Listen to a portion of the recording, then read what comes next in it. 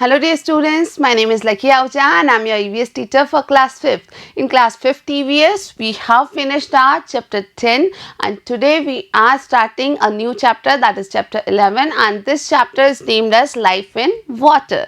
So isn't water very interesting? We have already learned very important things about water. We talked about sources of water and then we also talked about the irrigation and the manner in which water is used, its important characteristics, and today in this chapter we are going to discuss about life in water. So this part 1 of this chapter actually about who lives in water. तो बच्चों अब तक हम कक्षा 5 के EVS में 10 अध्याय पूर्ण कर चुके हैं और आज हम अध्याय 11 शुरू करने जा रहे हैं। जो अध्याय 11 है हमारा वो है जीवन के बारे में जो कि जल में है, यानी जल में कैसे प्राणी रहते हैं, जीवित रहते हैं, उस बारे में हमें बात करनी है। और इस अध्याय का आज हम पहला भाग ले रहे हैं, हु लिव्स इन वाटर, यानी पानी में, जल में कौन कौन रह सकता है या कौन कौन रहता है। तो बच्चों अब तक हम पिछले 2 अध्याय से भी पानी के बारे में, जल के बारे में ही कुछ चीज़ें पढ़ रहे थे और ये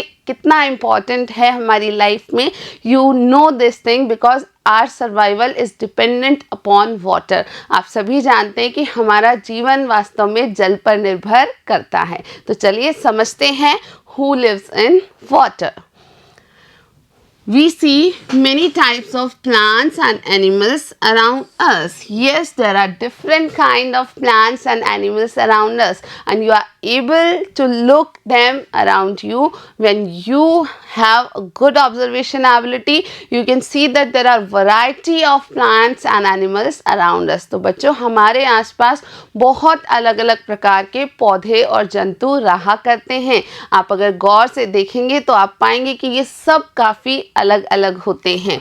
Now some of them are found on land, that is they are terrestrial, and some in water, they are named aquatic. So out of these different plants and animals, some plants and animals are found only on land, they live only on land and they are named as terrestrial organisms. On the other hand, there are some plants and animals which live in water only and they are named as aquatic organisms. तो बच्चों जो अलग अलग पौधे और जीव जंतु हमारे आसपास हैं, उनमें से कुछ पौधे और जंतु जो हैं वो सिर्फ भूमि पर ही रहते हैं और उन्हें हम भूमीय प्राणी कहते हैं, और उसी जगह कुछ पौधे और जीव जंतु पानी के अंदर रहते हैं और ऐसे पौधे और जीव जंतुओं को हम कहते हैं जलीय प्राणी। तो आज हम बात करेंगे जलीय प्राणियों के बारे में।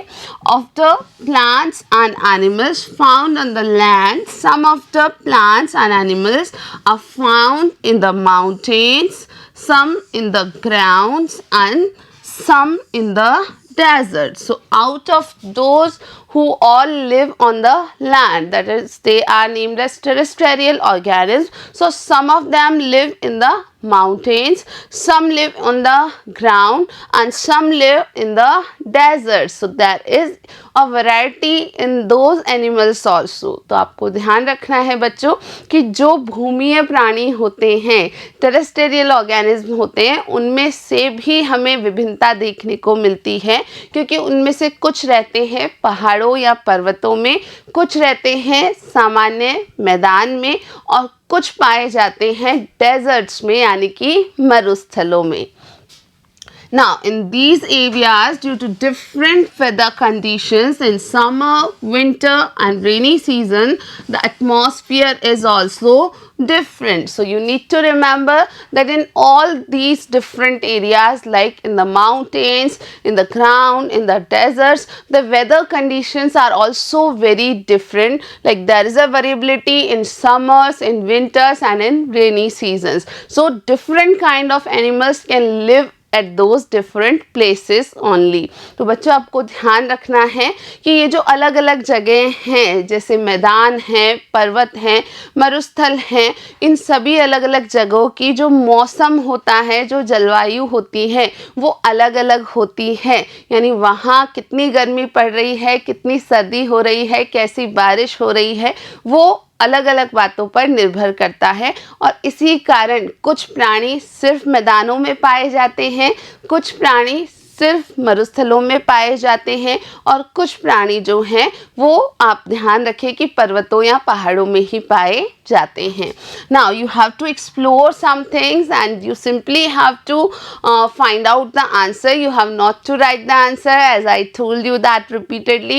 You just have to talk to your friends, your elders, your family members. So the first thing is, which are the organisms you have seen that live in water? So this question is based upon your observation, your experiences. So what are those organisms you have seen which live in water. तो बच्चों आपको क्या खोजना है, ये खोजना है, ये पता लगाना है कि अब तक आपने कौन से ऐसे जीव जंतु देखे हैं या आपको पता है कि ये जंतु पानी में ही रहते हैं. तो आपको सिर्फ अब इस बात को चर्चा करनी है अपने दोस्तों के साथ और अपने बड़े लोगों के साथ. Now the second thing you have to explore is make a list of the aquatic animals. So those animals which live in water are called aquatic animals and you simply have to name them. You have to prepare a list that which animals are found in water only.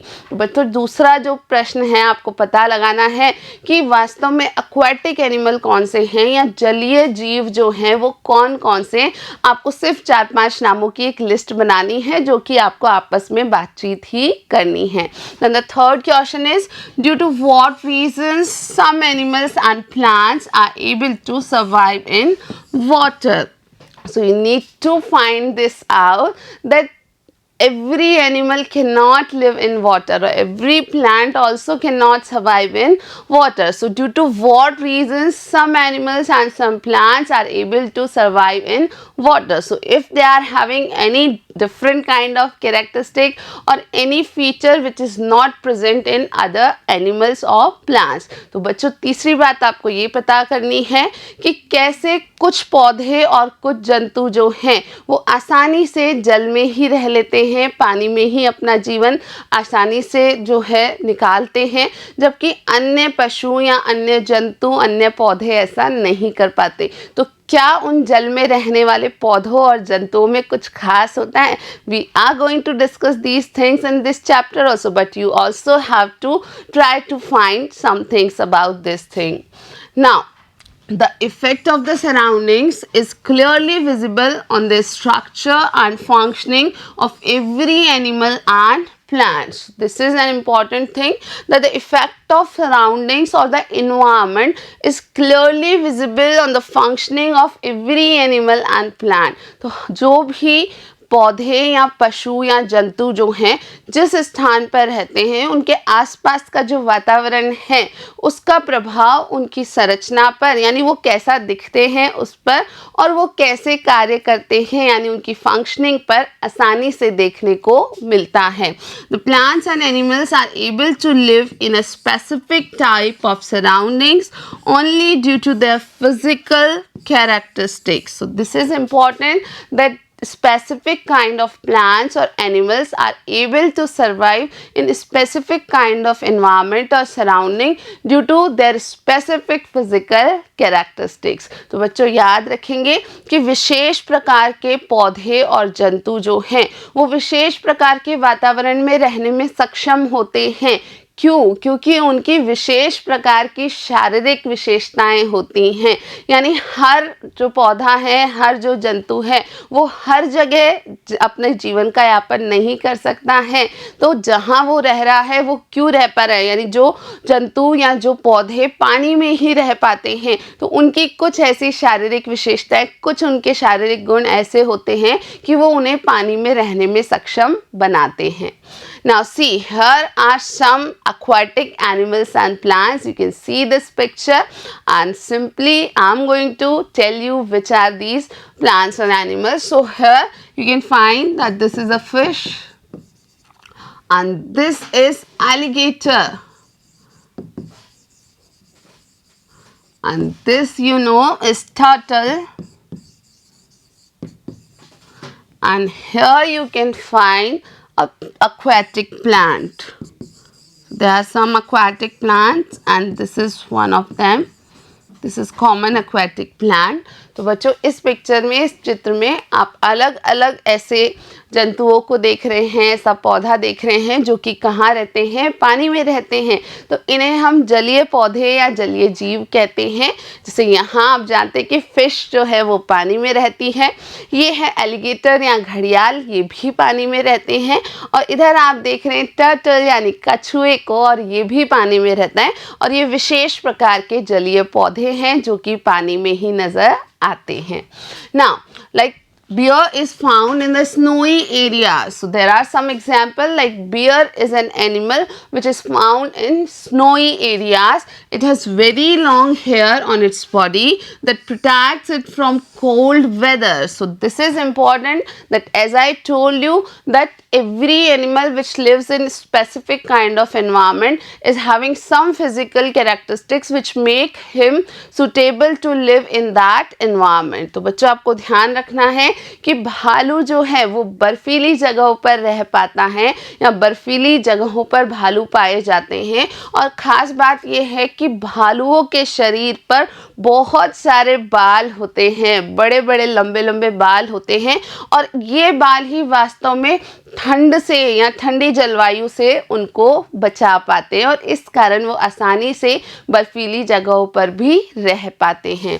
Now similarly the body structure of the plants and animals is such that they can survive only in water. So in the previous this slide we have seen some aquatic animals and plants. So you need to remember that the body structure of these animals and plants is such that they are able to live easily in water. So you simply need to remember this thing. तो बच्चों आपको ध्यान रखना है कि जो जलीय जीव होते हैं, जलीय पौधे या जलीय जंतु होते हैं, उनके शरीर में भी कुछ ऐसे खास गुण होते हैं कि वो आसानी से जल में रह पाते हैं।